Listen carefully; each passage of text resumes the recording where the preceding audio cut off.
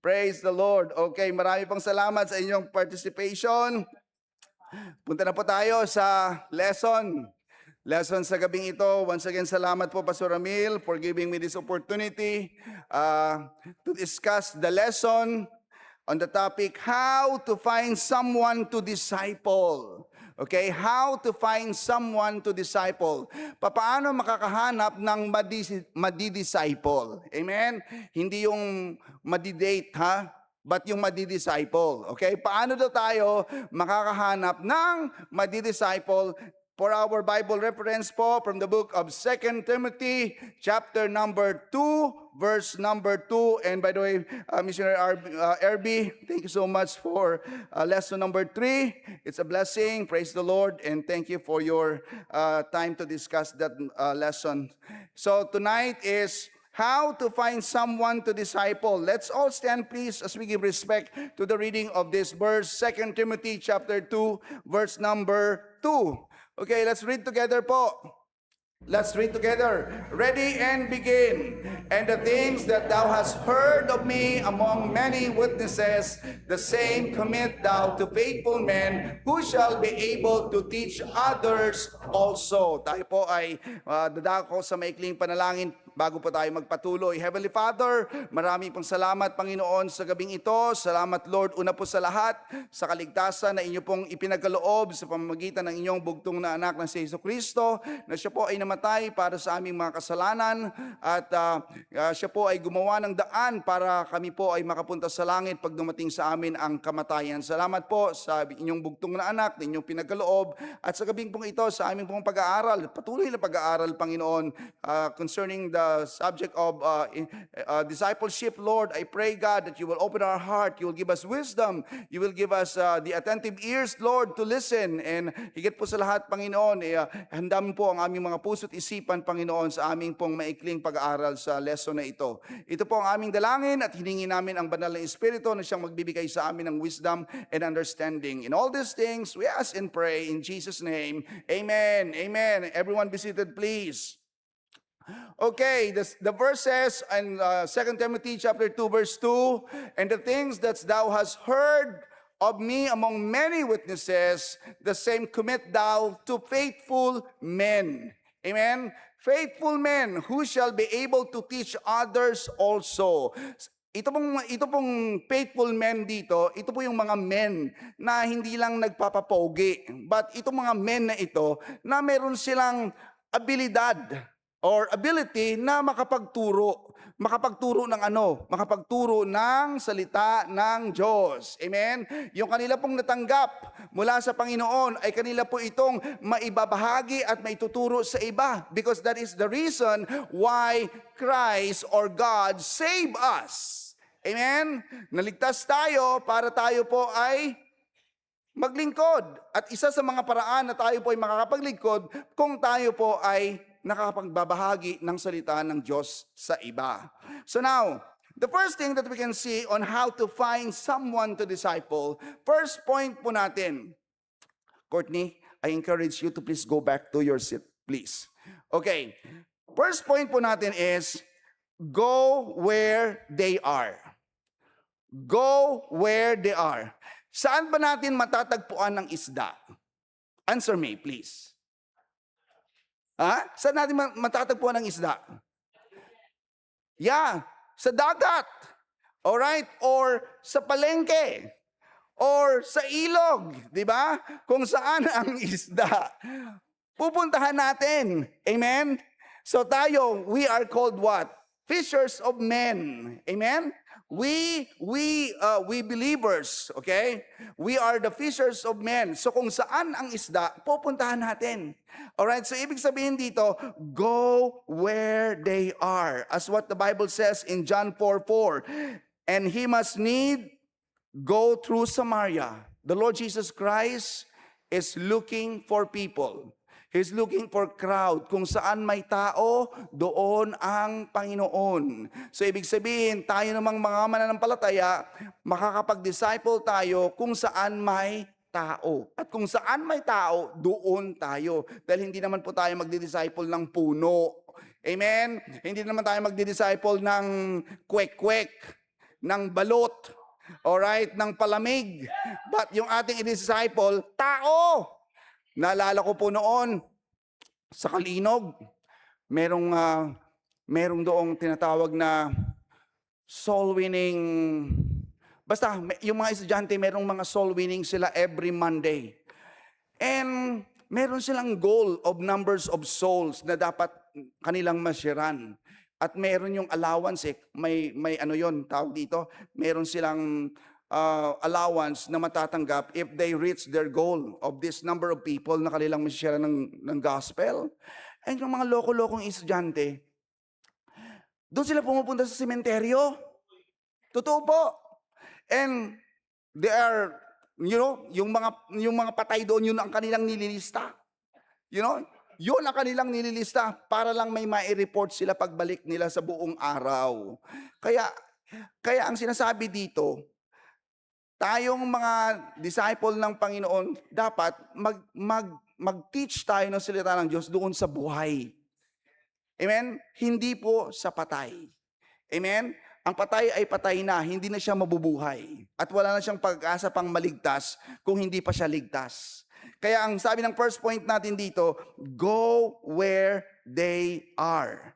Alright, we cannot expect people to come in the church if we are not willing to go where the people are. So, punta natin kung saan yung tao at hikayatin natin sila. I-share natin yung gospel. At kung na-share na natin yung gospel, then it's about time for us na tulungan natin silang lumago sa pamagitan ng discipleship lesson. I believe the church has this material on how to disciple believers. So, we cannot expect people to come in the church if we are not unwilling to go where the people are. So, hanapin natin kung saan po. Hanapin natin kung saan ang tao at doon natin sila i-disciple. Amen? Okay, we are called what? Fishers of men, not fishers of quick. Amen? Fishers of men. All right. Now, we develop more burdens as we see them in their place. For example, binisitahan natin sila, pinuntahan natin sa kanilang bahay.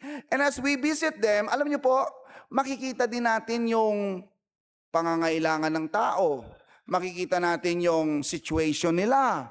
Mapapakinggan natin yung kanilang mga hinaing or their problems. And through that, we could tell them, we can pray for you. By asking their prayer requests. For example, if there's somebody in the family na may karamdaman, right?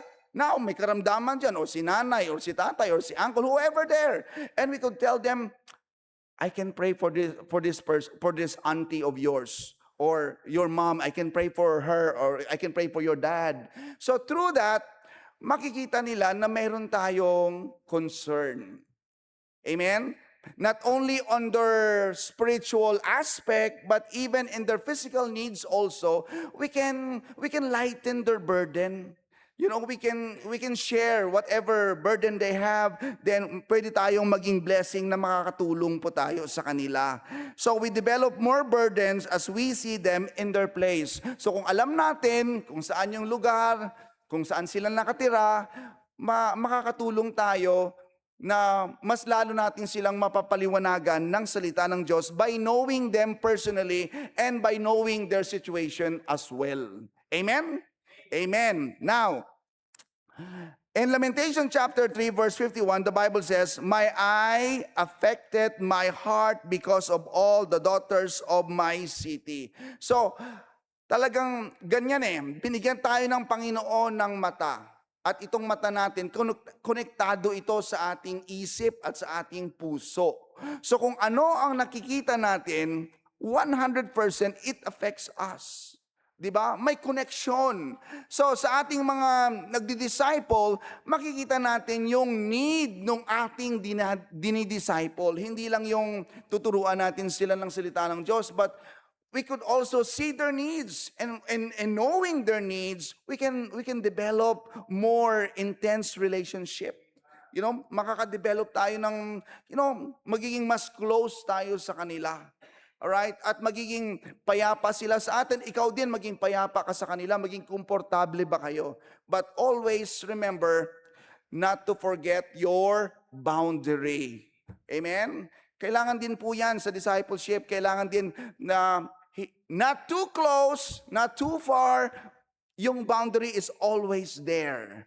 You know? Kasi pag masyado namang familiar, parang minsan yung tao lost respect sa iyo, ikaw din lost respect sa tao. Kaya maintain, all right? Maintain the boundary. Remember, you are a disciple. Okay? What, disciple or discipler? Discipler. Right? You are the discipler and the person that you are discipling is a disciple. Yeah, correct. So, ibig sabihin, yung being a discipler, yung tao na yan, naglo-look up siya sa iyo. You know, iniisip niya na yung spiritual situation mo or condition mo is more higher than the person that you are discipling. Amen? So that's why it's so important that you keep your boundary. Amen? Wag mong hahayaan na tawag dito, na bumaba yung boundary mo na to the point na, you know, you become so familiar with each other. So, that is the first point of our discipleship lesson on the subject, how to find someone to disciple. Go where they are. Hanapin niyo po saan sila nakatira. Yan man ay sa boarding house, yan man ay sa sarili nilang bahay, yan man ay sa apartment, kung saan man. O hanapin natin sila at doon natin sila i-disciple. Number 2, ang sabi po dito, be genuinely concerned for others. Right? Kailangan authentic. You know, kailangan yung concern natin totoo. Just like Jesus Christ. When Jesus Christ saw the multitude, what the Bible says, when Jesus saw the multitude, He was moved with what? Compassion, exactly. And what is compassion means? Compassion means your pain is in my heart. You know, that is compassion. You know, yung pain mo, nararamdaman ko. And that's exactly what Jesus Christ feel when He saw the multitude. He was moved with compassion.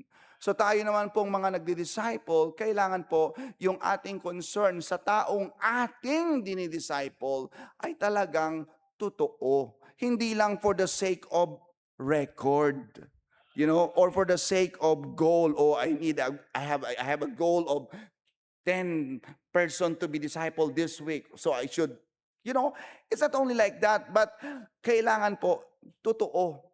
May concern ka. May purpose ka kung bakit mo ito ginagawa. And your purpose is, of course, that is for God's glory. And I think secondly, there is para itong taong ito ay lumago sa pananampalataya kasabay mo. Amen? So, the verse says here in 1 Thessalonians chapter 2, verse number 8. 1 Thessalonians chapter 2, verse number 8. So, being affectionately desirous of you, we were willing to have imparted unto you not the gospel of God only, but also our own souls, because you were dear unto us. So, take note the word affectionately. All right? So, ibig sabihin tayong mga nagdi-disciple, kailangan tayo, nakikiramdam.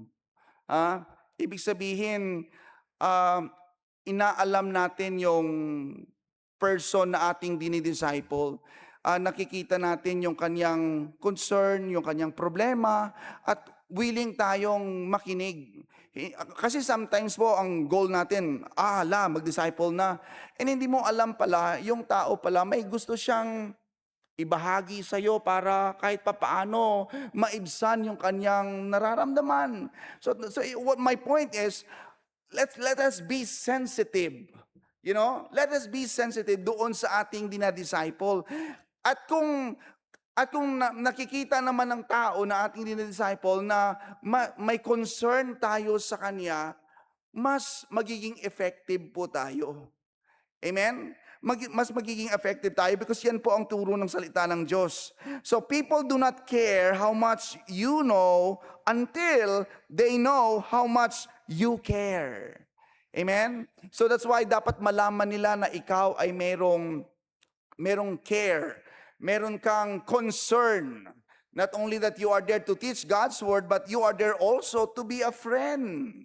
Amen? To be a friend. Alam niyo ba yung friend, di ba kung friend mo, yung tao, itong tao na ito, talagang nakakapag-share siya sa iyo ng mga bagay na hindi niya ma-share sa iba. Di ba?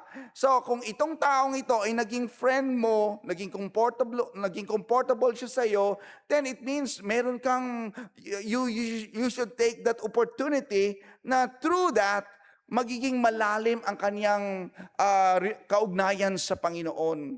Dahil hindi lang siya nakatagpo ng discipler, but nakatagpo rin siya ng kaibigan. Amen? So, I'm talking about kaibigan na yung mga, let me add to this. I believe na tayong mga nagdi-disciple, pag ikaw ay lalaki, dapat ang dinidisciple mo rin po kapwa mo lalaki. Hindi opposite sex. Hindi po. So, kayong mga, lalo na kayo, ang mga Bible student dito, mga magaganda. Okay? So, wag kayong mag-disciple ng mga opposite sex nyo kasi baka habang dinidisciple mo siya, nananaginip siya sa iyo. You know? So, be careful on that. So, ipakita natin na genuine ang ating concern sa ating pagdi-disciple. Kailangan makita ng tao na meron tayong care sa kanya personally, not only spiritually, but we care for that person. So people can sense whether you are genuinely care for them or not. They will become open and willing to listen to the lesson if they feel that you genuinely care for them. Yan. So yan po ang sabi ng lesson natin. Mas maging willing siyang makinig, sa lesson ng discipleship kung una sa lahat ay nauunawaan niya or nararamdaman niya na ang kanyang discipler ay mayroong concern sa kanya, totoong concern. Amen? Totoong concern. So kayo na lang po ang bahala dyan kung papaano nyo maisagawa yung inyong concern sa taong yan. Siguro, I believe by asking per request, by listening to that person's problem, and if God is enable you to help, kung ano man yung problema niya, if God is enable you to help, then help. Kung hindi man lahat-lahat, a little bit, it can contribute or you can contribute something, then makakatulong sa kanya. Amen? So, point number 3 po tayo. Andiyan pa po ba kayo? Amen. Okay, I'm just checking, baka wala na kayo eh. Okay, point number 3 po. Be friendly to first-time visitors and newcomers in the church. Alam niyo po, this is so important. Be friendly to what? To the first-time visitors and then newcomers in the church. Kung ang lahat ng members ng La Loma Baptist Church ay friendly, ibig sabihin, pagpasok pa lang ng bisita or pagdating pa lang ng bisita doon sa main entrance ng simbahan, kung siya ay sinasalubong na ng mga ngiti, alright? At sinasalubong na siya ng mga handshake, sigurado the next Sunday, that person will come back. Kasi mararamdaman niya na, home. Wow, this is my first time in this place, but I feel home. Alam nyo, kaming mga missionary na nag-deputize, no, I'm not deputizing. I'm just, previously, during my time, pag may nagsabi sa amin, pastor, dito po kayo magstay sa amin, mararamdaman, I don't know about my wife, but me personally, I could feel it. Kung talagang heartily yung kanilang pagpapatuloy sa amin or napilitan lang silang magpatuloy. Mararamdaman mo yan. At kung maramdaman mo na home ka, you are comfortable. Pero pag hindi ka home, yung lakad mo ganito. Yan yung lakad mo. You are not comfortable. Every time you move something, you make sure that you don't disturb them. You know, very maingat ka. Kasi nga, you feel like you are not home. But if you are home, what does that mean? Komportable ka. Amen? Komportable ka. So, kaya sa ating po, dito sa point number 3 natin, very important to, na ang mga bisita natin sa church, dapat po, maramdaman nila na welcome sila. Hindi yung parang walang nakakakita sa kanila, o it seems like hindi sila nag-i-exist. You know? Diyan lang sila sa isang tabi. Nobody greeted them. Nobody cared for them. So, what is the point of going to church? And what's the reason na babalik pa sila? Diba? So, kaya lahat dapat ng Bible students, lahat dapat ng mga members, dapat po be friendly to everyone. I know all of us, sometimes we have tough time in life, may mga problema tayo. Sometimes it's hard ngumiti, you know. Sometimes it's hard to say good morning, you know. But remember, if you are in the church, be a blessing. Amen? Be a blessing. Nandito ka sa church kay, dapat maging blessing ka sa mga lalong-lalo na sa mga first-time visitors. At hindi lang sa first-time visitors, sa kapatiran din sa Panginoon, to your fellow brothers and sisters in the Lord. Pag nakita mo siya, medyo nakasimangot siya, bakit hindi mo lapitan? Hey, what's your problem, ha? Bakit ganyan kahaba yung baba mo? Okay? So, malay mo, i-joke mo ng konti, but be careful, baka masampal ka. Okay, but anyway, be friendly. Okay, Hebrews chapter 12 verse 2. Be not forgetful to entertain strangers, for thereby some have entertained angels unaware. Grabe ang Bible, no? No, sabi ng Biblia, no? Hindi mo alam, baka meron ka palang ini-entertain na anghel na walang pakpak. Kasi hindi mo nakikita eh. You know? So sabi dito, hindi mo alam na may anghel ka palang ini-entertain. Speaking of my anghel, I think that is my cousin, and his name is Angel. Oh, Angel, can you please stand up, please? Okay, this is my cousin. All right, and his name is Angel. You see? From the Bible. Okay? Welcome po natin. Yan. Ganyan. So, na-apply na natin yung third point. Di ba? Na-apply na natin yung third point. Be friendly to the first-time visitors and newcomers in the church. So, ganyan po. Dapat maging mainit po tayong mag-entertain ng ating mga bisita. Para yung mga bisita natin, may dahilan silang bumalik the next Sunday.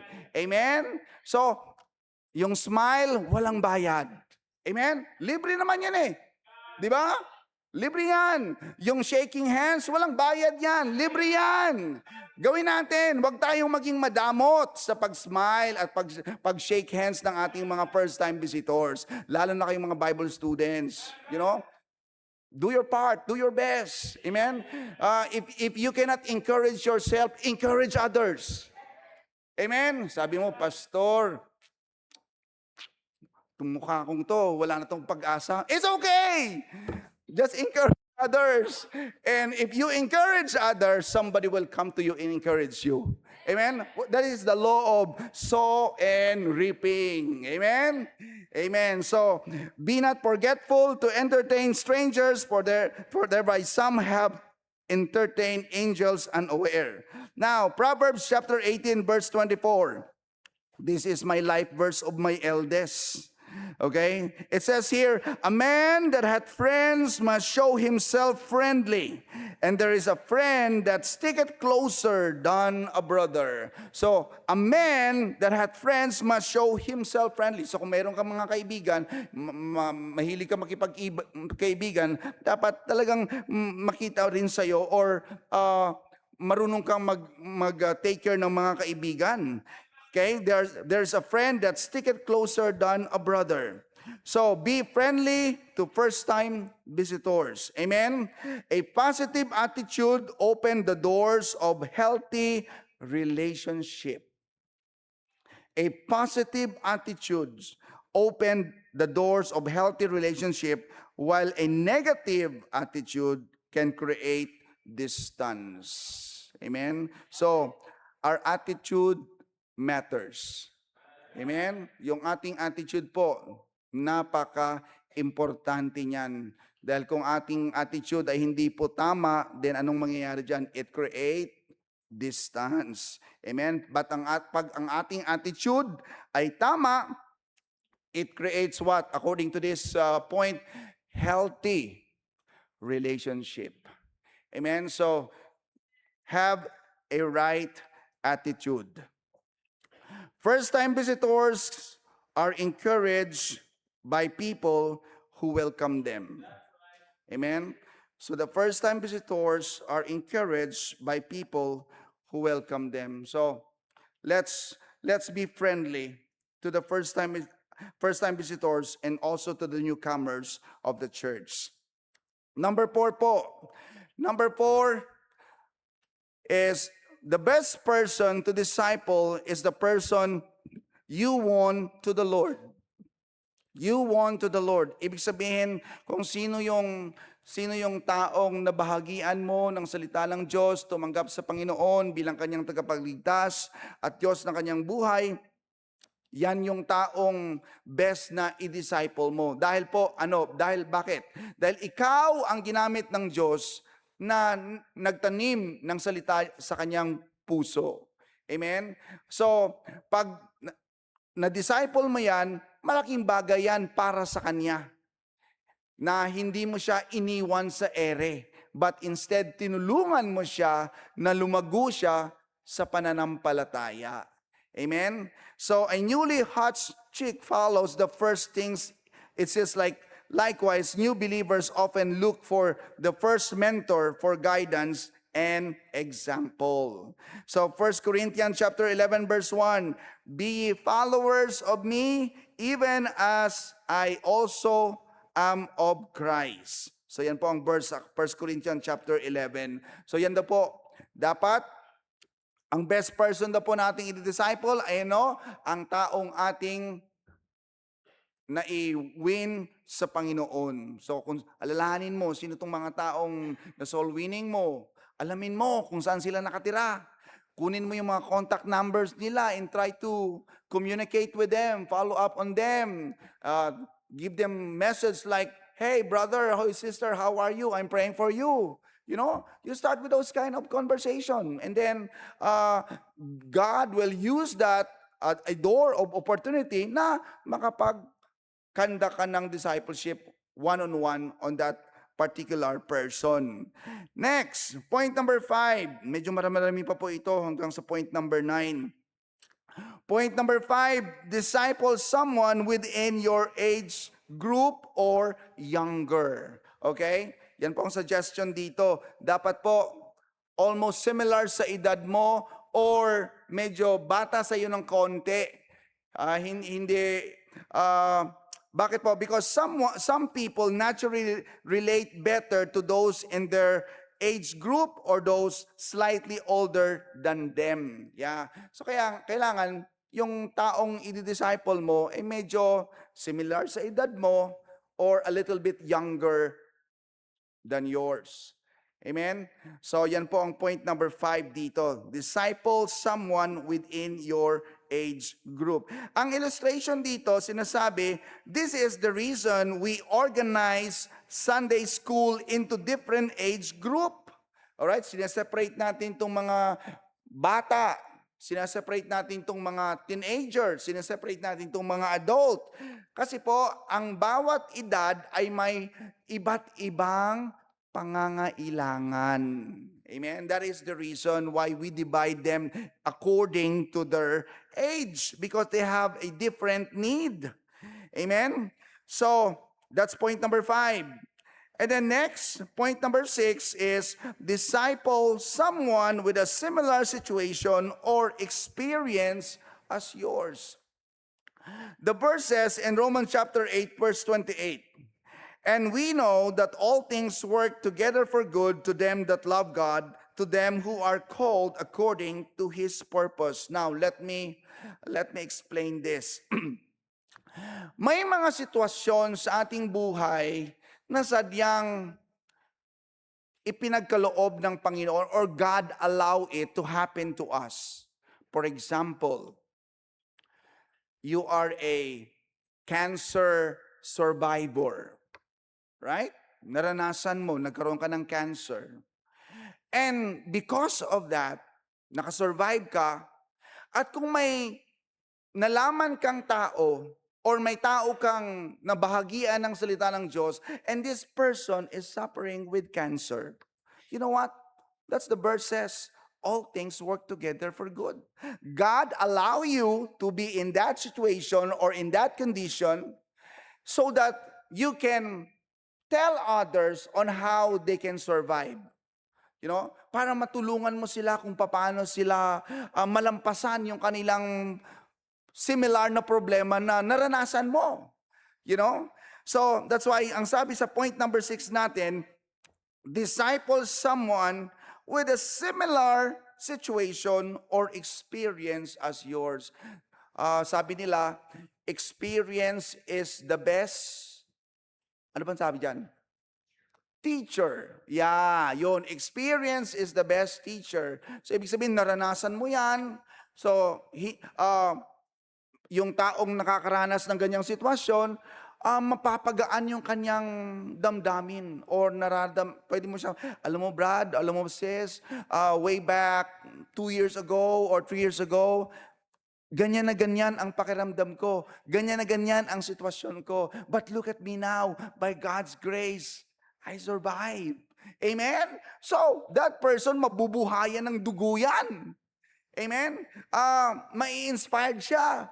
Magaganahan siyang mabuhay. Dahil ikaw, survivor ka ng mga iba't ibang sitwasyon sa buhay bilang isang mananampalataya. Alright, next. Point number 7. Point number 7, disciple your younger siblings. Okay, younger siblings, yung kapatid mo. I remember I was disciple with my older brother. Okay, and I think most of you know my brother, June Allen Arteta. Amen. When he got saved, I remember he was already in college. And then ako naman, I think grade 4 lang. At naalala ko talaga, nagka-cut siya ng mga letters. And then every day in the morning, meron kaming verse na he is trying for us to memorize. You know, may mga verse siyang ginagawa. Pagkatapos yon, I remember that, na yung mga ganong bagay ay na-implant sa isip at aking puso, sa aking isip at sa aking puso, no? Grade 4 lang ako noon, naalala ko yon, kuya ko. Gumagawa siya ng mga verse, nagka-cut siya ng mga letters. And then every morning, we have a new verse. And then he encouraged us to memorize those verses kahit hindi pa nga ako ligtas ng mga panahon na yon. Pero, you know, until such time na tumanggap na ako sa Panginoon, I was 19. December 12 of 1996. Tinanggap ko ang Panginoon na aking tagapagligtas. And I remember him, okay, he has this disciple booklet and he showed to me more details about the Word of God and how to grow my relationship with the Lord Jesus Christ. So, yan po, it's so important na ang ating mga kapatid ay ating pong ma-disciple kung hindi pa po sila ligtas. Kaya, kuya, ate, it's so important to have a good relationship with your siblings. Ikaw na ligtas, ikaw ang mag-adjust. Amen? What I'm trying to say is, ikaw magparaya. You know, pakita mo that you have Christ. You are a different person now. Hindi mo dapat sakyan yung kanyang biyahe, but instead, you know, ipakita mo according to the scriptures on how to behave yourself bilang ate or kuya para madala mo siya sa Panginoon ang iyong mga kapatid. Amen? Amen. Now, point number 8. Point number 8, disciple those who are close to you. Wow, this is a challenge sometimes. Kasi minsan kung sino pa yung close mo, sometimes wala ka pang enthusiasm or energy na mag-disciple sa kanya, lalo na kung yung close mo ay unbeliever. You know? But this point is encouraging us, kung sino man daw ang close sa atin, yon po ay dapat nating bigyang pansin at ma-disciple natin para parehas kayong lumago sa Panginoon at patuloy maging close kayo sa harap ng Diyos. So, John chapter 1 verse 45, Philip findeth Nathanael and said unto him, We have found him, and whom Moses in the law and the prophet did write, Jesus of Nazareth, the son of Joseph. Right? And then Proverbs 17:17, a friend loveth at all times, and a brother is born for adversity. So, mga kapatid, mga kaibigan, tonight, yung ating close na kaibigan, dapat po, kung talagang mahal mo yung kaibigan mo, dapat bahagian mo siya ng salita ng Diyos. Don't go to heaven alone. Bring your friends with you.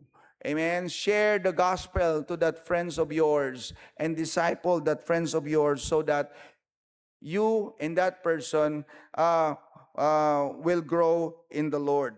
And the last, amen, last na po. Hey, amen, last na po. Amen. Amen. Oh, smile si sister. Oh, she's thinking, wow, dinner time. Okay. Point number 9. Okay, our last point po. Go with the church workers. Yun ang sinasabi ko kanina, na dapat hindi ka nag-iisa. Okay? There must be somebody with you in doing the discipleship lesson. The more you join visitation and follow-up efforts, the more you learn about people and develop a greater heart for others. So kung meron kang kasama na church worker, ang advantage diyan, nakakapag-learn ka sa kanya. Okay, nakakapakinig ka ng mga illustration, nakakapagpakinig ka ng testimony, ng mga idea, and those things will help you to grow. That's why it's so important na meron kang kasama. Two is better than one. Amen? So, go with the church workers. So, members, remember, you have church workers in the church. Alright? Yayain mo, ask permission from the pastor. Pastor, mayroon akong i-disciple. Pwede ko bang isama to si so and so? You know? So, through that, makakatulong sa'yo sa iyong pagdi-disciple. So these are the lesson on how to find someone to disciple. And I hope po, ito po ay nakatulong sa inyo. Amen? Amen. Magandang gabi po sa kanilang lahat. Maraming salamat sa inyong pakikinig at tayo po ay dadako sa maikling panalangin. Heavenly Father, salamat po muli, Lord, for teaching us through your word tonight. I pray, Lord, na mga believers ng La Loma Baptist Church, the students, the staff, the members, the Lord, ay maging mainit po sila, Panginoon. Not only sa pagbabahagi ng salita ng Diyos, but most especially, Lord, sa pag-follow up, sa pag-disciples ng kanilang mga nababahagian. Dalangin ko po, i-bless niyo po sila, bigyan ng karunungan, wisdom, the Lord, at patuloy po silang ingatan. Ito po ang aking samot dalangin sa pangalan ni Jesus na aming tagapagligtas. Amen. Amen po. Good evening, everyone.